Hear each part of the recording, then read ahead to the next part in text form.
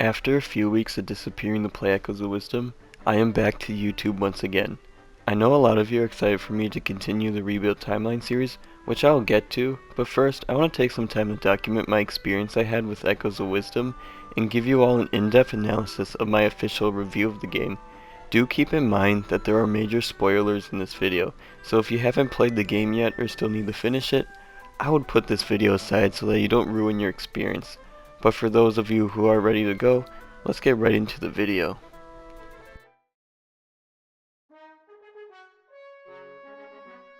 During the entire 3-month wait for the game since its announcement, I never had a doubt in Echoes of Wisdom. I understood the direction the Zelda team was aiming for, and I was all here for it. You can go back and watch some of my Echoes of Wisdom videos before release, but the point is that I was uber excited for this game to come out. When we reached the few days mark, I had a hard time focusing on my schoolwork, as my brain was just filled with Echoes of Wisdom. I had the game pre-downloaded on my Switch, and I was just patiently waiting for the day when the game would be released. But did my prior expectations hold up, or did the game not deliver what I was expecting? Well, let's dive deep into my Echoes of Wisdom story to find out.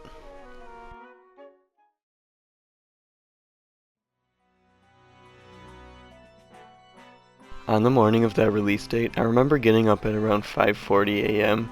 and shouting Echoes of Wisdom. It was a school morning, so I had to put myself together, but that didn't stop me from being excited. In truth, my sister was actually the first one to play, and by the time I got done putting myself together, I watched her play the entire time before our bus arrived. I didn't see the Link prologue section, but I watched her play from the title opening section of the game to the part where you enter the very first rift. I was just amazed as to how much detail was really put into the creativity of this game. For example, in one of the earlier caves there are wooden boxes blocking the path. I was thinking of using the Ignazol Echo to burn them, but my sister instead used the Armadillo to smash the blocks. How different these solutions were really amazed me at how creative this game really was. In my opinion, the creativity and puzzle solving really went next level with this game compared to Tears of the Kingdom. The puzzles might not have been that challenging, but they felt more open to me in this game compared to Tears of the Kingdom. The last thing that really caught me off guard was in the part after escaping the jail cell. You enter a room where you can clearly see the statue of the goddess Hylia. My head was immediately filled with lore theories regarding this detail, but with how little I knew about the game, I kinda just set it aside for the time being. But really, after this morning, I spent bus rides and lunch breaks playing Echoes of Wisdom and soaking in every detail the game had to offer.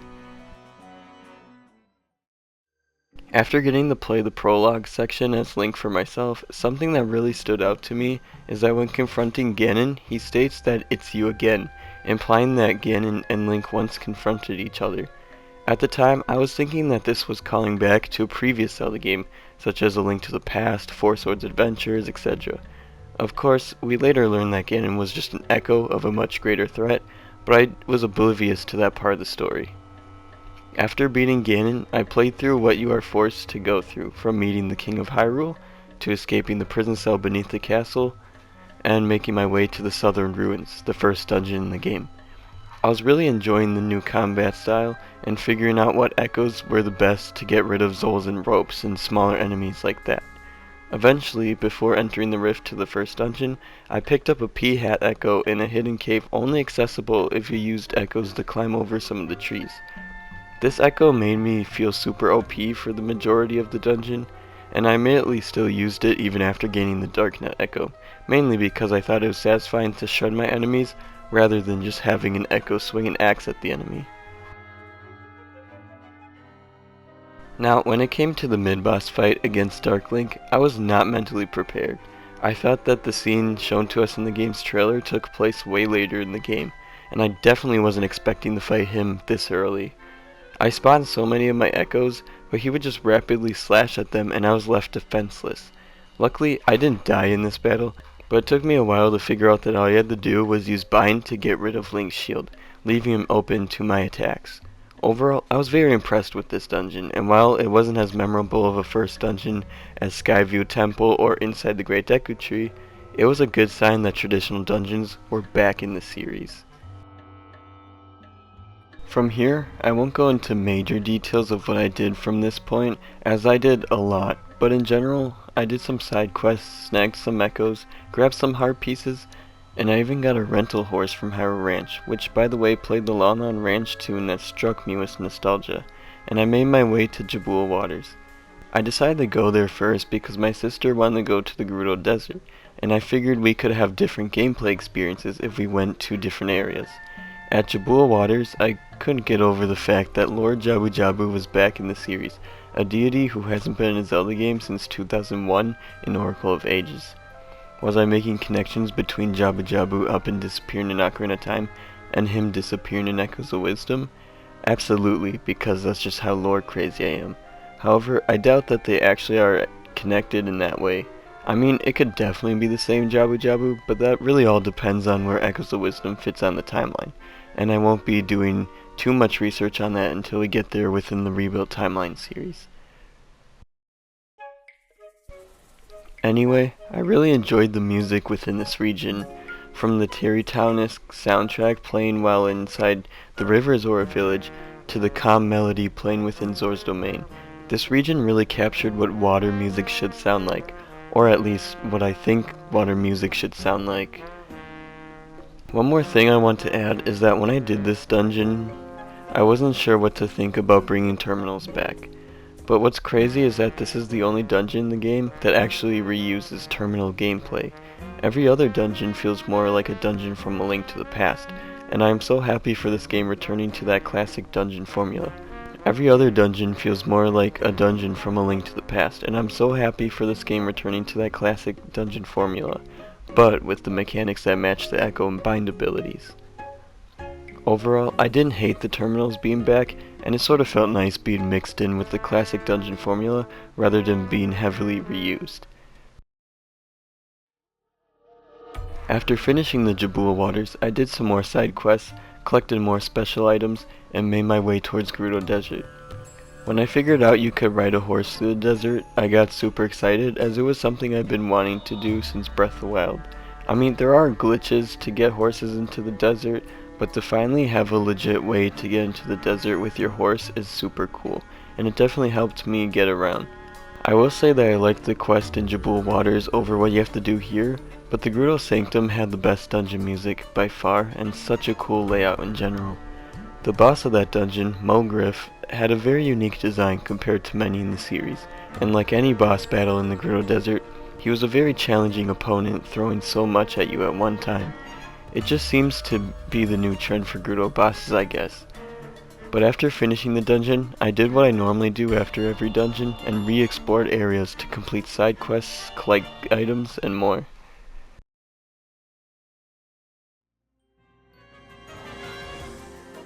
For those who have beaten Echoes of Wisdom, you'll know that the next part of the game gets really good. We have found and saved General Wright and Minister Left, but we still had to find the King of Hyrule and Link. You got to go back to Hyrule Castle Town and go into the rift that has grown much larger than before. Still, Hyrule Castle was the next dungeon, and to me, it gave me Final Dungeon vibes. Of course, I knew it wasn't near the end of the game, because I only had like 7 or 8 heart containers at the time, and there were the other regions I hadn't even entered yet. When opening the boss door, seeing the rift echoes of the king and his 2 servants made me think we were fighting them, but nope. I was surprised to see Ganon appear in the room, and man, was that the best fight in the game so far. The first thing to note is that the music playing during the battle was so good. I know you hear it at the beginning as well, but this fight lasts so much longer that you get to hear so much of it. And speaking of the fight, my favorite detail is that this Ganon has the same movesets that Ganon from A Link to the Past had, with throwing his trident and sending fire keys towards Zelda, which still makes me wonder if this echo of Ganon was made from the Ganon in that game, but I need to do more research before I settle on an answer. The next cutscene after the battle made me jump towards the edge of my seat. When you think all is good, a shadowy orb with 2 hands enters the room and tries to take Zelda, but Link appears and whacks the monster. However, he is put into a crystal and taken away. When I saw this monster, I had no clue what it was supposed to be, but I theorized that this was Vaati making a return, as he looked very similar to that past villain. But way later into the game, I'd figure out that this is not the case. In the meantime, with new clothes I got from the king and my trusty Zelda amiibo outfit, I set out with my own horse and made my way towards Eldin Volcano. Oh yeah, I forgot to mention that I went crazy when the king talked about the prime energy. Then he started going on about how this force was created by the three golden goddesses, and that's when I really lost it. I couldn't believe that the Triforce was making a return to the series, and even though Primal Force isn't a well-received name within the Zelda community, I didn't care what it was called as long as I got to see the Triforce with my own eyes. Climbing this mountain was super easy, mainly due to my water block echoes, but I made it. I did the quest and learned about the new Gorons within this game. I'll be honest, there wasn't too much here to get super hyped for, but I think the dungeon deserves the most credit. It was pretty cool to me, and fighting Volvagia was something I was looking forward to even before the game's release. I still think the references in Ocarina of Time are really strange, but now is not the time to theorize timeline placements. Though I said nothing really intrigued me in Eldin Volcano, there was one thing that caught me super off guard. When the screen turned white and a red light introduced itself as Din, I dropped my controller on the floor and my jaw shot straight down to the floor for a straight 5 minutes, and I'm not even joking about this. I have been a Zelda fan for years, and I have seen many interpretations of the Golden Goddesses throughout the many games and other Zelda media. But never in my entire life did I think we would get to talk to them. This was my favorite part of the entire game so far, and I'll be honest, all I could think about for the rest of that night was talking to the Golden Goddesses.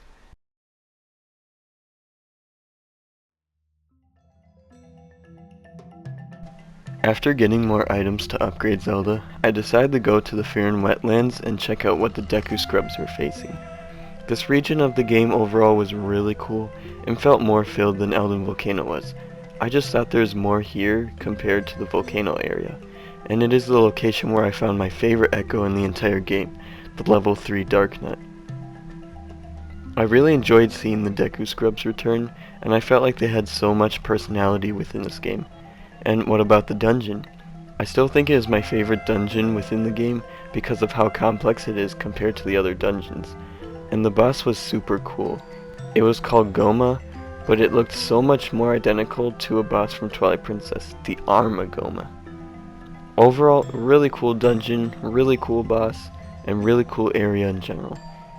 And speaking to Farore again was really cool, but something different happened, and my favorite part of Echoes of Wisdom changed once again. This time, Farore told me the story of an ancient evil called Null, who wanted complete nothingness for the world, and when things began taking form within the void, he would devour it. To stop Null and keep him at bay, the Golden Goddesses created the skies and lands, but Null kept creating rifts within this land, hoping to one day free himself and consume everything and return the world to nothingness. To get rid of the rifts, the goddesses created the Tris, who sealed the rifts on the surface. Farore told me the creation era of the timeline, but this massive piece of new lore was added to give us a reason why the goddesses created the world in the first place. And now we learn that this Null predates even the Demon King Demise, which to me is probably one of the coolest things to happen within the series in a long time. I'll have plenty more to say about the story and my thoughts later on, but let's continue discussing my experience with Echoes of Wisdom. The Hebra Mountains were highly anticipated by myself and most likely other fans as well, and I had so many theories about it due to Nintendo hiding the region from the trailers. I speculated that the Rito would be there, as this game took so much inspiration from the era of wild games when it came to the races. However, we got something better. In the mountains, we meet Kande, who is a form of a Yeti with antlers. And where have we seen this species before? In Spirit Tracks, we meet a snowy race called the Anuki, who are Yeti-like creatures. Now, Kande doesn't look exactly like them, but look at how the Rito design changed from Wind Waker to the era of wild games. And the only other snow race in the series that comes to mind at the moment are the Yetis from Twilight Princess, but they do not bear antlers, which is a feature that makes the Anuki stand out from the rest of the races. It was cool to see them return in the series, as I thought they were a forgotten race But again, Nintendo did go out of their way to add some enemies from the Adventure Link, so they are definitely willing to have older things from the series make returns to the modern games, and I think this should stay a tradition within the series.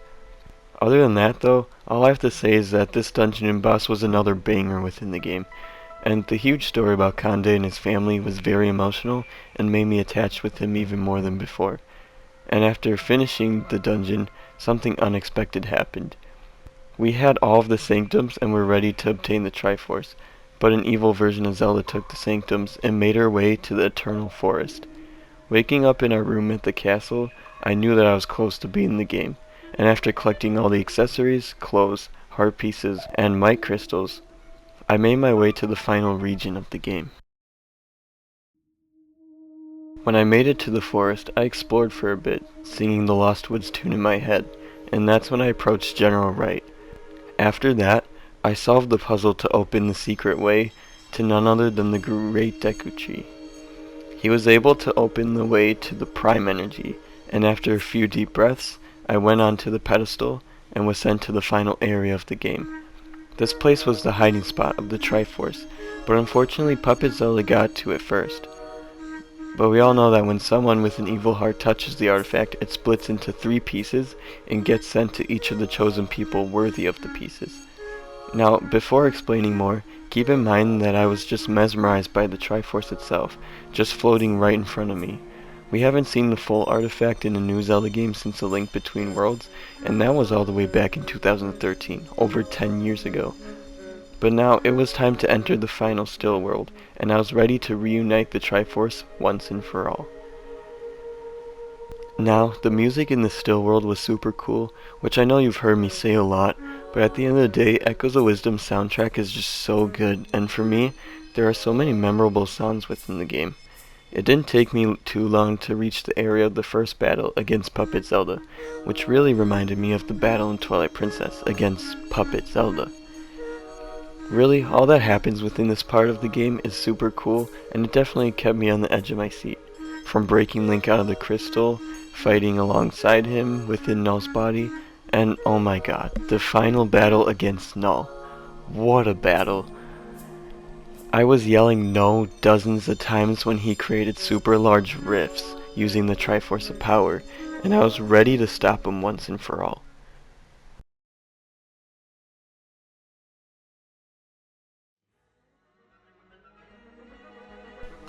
The way that Link was fighting alongside us was just awesome, and I could feel the weight of the world on my shoulders. We could not let Null get the full Triforce, and he wasn't able to. Pulling the Triforce of Power out of him was really cool, and making a wish using the reunited Triforce was something I was waiting to see in a new Zelda game for years. And lastly, saying goodbye to Tri was hard to do, because I don't know about you guys, but Tri was a companion I got attached to.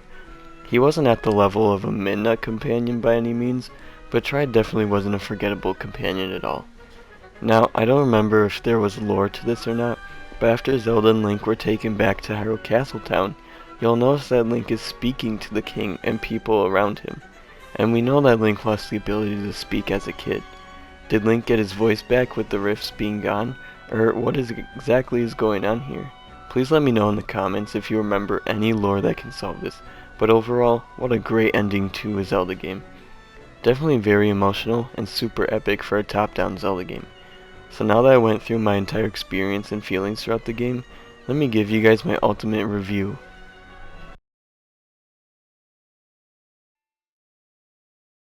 If you are this far into the video, I think it is obvious by now that I'm extremely in love with this game so much. In my opinion, Echoes of Wisdom has fixed all of the flaws that Tears of the Kingdom had. I still love Tears of the Kingdom more than most of the Zelda community does, but I do agree that there are definitely some things that needed improvements. But that's with any game, really. Echoes of Wisdom had better dungeons, a way better story progression, better Zelda companion, and more. Overall, I have enjoyed every second of this game, and I can't wait to replay it just to see what it feels like to play again while knowing the story of the game. If you see anyone hating on Echoes of Wisdom for various reasons, that person most likely doesn't understand what Echoes of Wisdom is supposed to do for the series. This game was the breath of fresh air we needed after years of Arrow Wild content, and I couldn't be happier with this game. which is now on my top 3 favorite Zelda games. Just unsure where I want to rank it yet. I recommend Echoes of Wisdom to any Zelda fan, old or new, as this game is a blend of the old and new. This was a 5-star experience for me, and I think it might be for the Zelda fans looking for something new and fresh from the series. People will say that this game is too childish, or that it's a woke girls game, and other crap like that, but trust me, they are in the wrong. This game was made for any Zelda fan wanting a classic Zelda style to return, while wanting the best of the modern to be mixed in with a great story connecting the previous Zelda events, such as the creation of the world. So that, everyone, is my review of the game. I loved the echo mechanic, the dungeons and bosses were phenomenal, the world was very engaging and made you want to explore more, and best of all, the story was a huge step up from Tears of the Kingdom. And for someone who plays Zelda games more for the lore, I highly recommend those who are hesitant to just give it a chance. Thank you all so much for watching until the end, and I can't wait to hear what you guys thought about Echoes of Wisdom. I know many of you are highly anticipating the Rebuild Timeline series to continue, and it will, but I really want to make a few Echoes of Wisdom videos first because I enjoyed the game so much. Or I can make Echoes of Wisdom videos in between each episode. I'll decide later on. I hope you all can understand, but in the meantime, subscribe for more Zelda content, as well as follow me on Twitter and become a member of my lair via Discord. Have an awesome rest of your day, and I'll see you on our next adventure.